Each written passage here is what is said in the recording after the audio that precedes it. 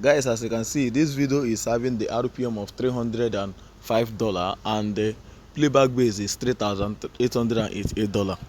So in case you don't know what is RPM is revenue per milli, the amount the YouTube is willing to pay you per 1,000 views, and the playback base is also the amount the advertisers are willing to pay. So this is how I destroy my YouTube RPM, just using Google ad to run arbitrage. So in case you don't know what is Google ad is a platform that Google created for you to promote your product. So guys, as you can see, I started a campaign on this particular video to make this $305 just to spend little amount of money. Even though I spend like $50 to make $305, it's actually pretty okay for me. But immediately I started this Google campaign on this particular video, what I saw is 100% shocking. Do you know what happened? Google removed this RPM because these views that I'm getting on this video, the audience retention is low, number one, and this is coming from Google advertising.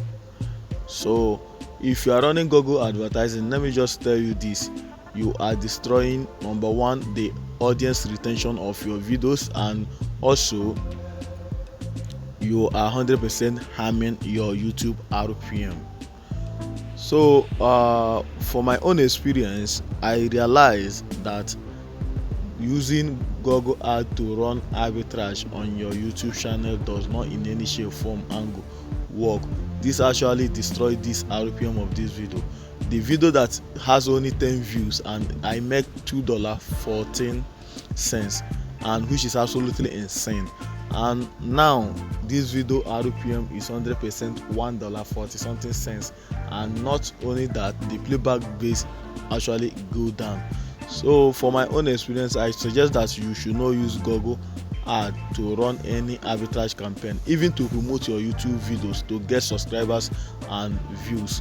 So on my next video, I'm going to be explaining more on the consequences that you are going to be getting in just running Google ad on your YouTube videos. To run Google ad, if you have a business, running Google ad is 100% advisable.